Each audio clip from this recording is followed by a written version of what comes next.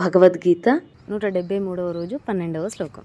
కాంక్షతః కర్మాణం సిద్ధిం యజంత ఇహ దేవతః క్షిప్రం హి మనుషే లోకే సిద్ధిర్భవతి కర్మజా.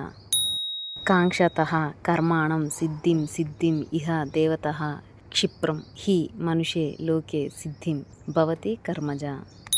ఇహ ఈ లోకమునందు కర్మాణం కర్మల యొక్క సిద్ధిం ఫలసిద్ధిని కాంక్షతః అభిలాషించు జనులు దేవతః ఇంద్రాది దేవతలను యజంతే సేవించుచున్నారు. మనుషే మానవ లోకే లోకమునందు కర్మజ కర్మల వలన పుట్టిన సిద్ధి ఫలప్రాప్తి క్షిప్రం శీఘ్రముగా భవతి కలుగుచున్నది కదా. ఈ లోకమున కర్మఫలములను ఆశించువారు ఇతర దేవతల్ని పూజింతురు. ఏలనన అట్లు చేయుటచే కర్మల వలన కలుగు సిద్ధి వారికి శీఘ్రంగా కలుగుచున్నది.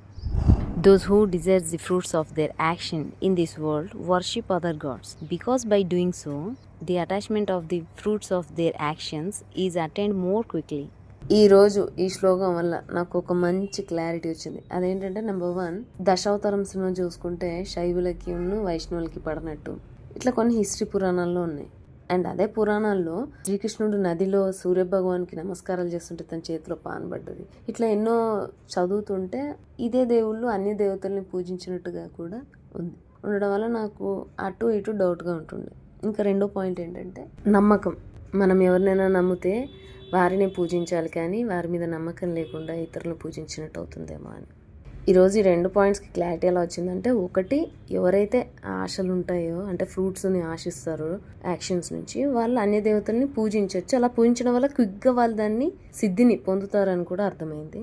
మన అమ్మని పూజిస్తాం, పిన్నుల్ని పెద్దమ్మని ఆరాధిస్తాం, అంటే ఆదరిస్తాం కదా. అది పెద్దమ్మ అంటే రెస్పెక్ట్గానే చూస్తాం. అట్లా మనము అంటే ఎవరికైనా ఒక దేవుడుని ఎక్కువగా పూజించవచ్చు, ఇతరుల దేవుళ్ళని ఆరాధించవచ్చు. అలాగే మనకు ఎవరైనా హెల్ప్ చేసినా సేవ చేసినా థ్యాంక్స్ చెప్తాం. వారి సేవ గుణానికి కూడా థ్యాంక్స్ చెప్తాం కదా. అది ఒక రొటీన్ వర్క్. ఇప్పుడు ఒక వర్క్ని సూర్యదేవుడు చేస్తున్నాడు, సూర్యుడికి నమస్కరించాడు, నదికి నమస్కరించాడు, నది దేవుళ్ళకి. అట్లా ఏ పని అయితే ఉంటుందో ఆ పనికి నియమించబడిన వాళ్ళు చేస్తున్న డ్యూటీని బాగా చేస్తున్నందుకు అభినందించడము, ప్రశంసించడము, వారికి నమస్కరించడం అనేది దేవుడే చేశాడు. అలాంటిది మనం ఆరాధించవచ్చు కదా. సో మనం అలా ఆరాధించడంలో తప్పు లేదు. మేబీ అది ఒకవేళ ఏదన్నా ఫ్రూట్ కోసం ఆశించి చేసినా కూడా దేవుడే చెప్పాడు కదా, కర్మ ఫలితాలని పొందడానికి చేస్తే చెయ్యి బాబు, ఆ ఫలితాలని పొందుతావు, ఎలా అయినా చెయ్యి, మొత్తానికి కర్మనైతే చెయ్యి అని చెప్తున్నారు.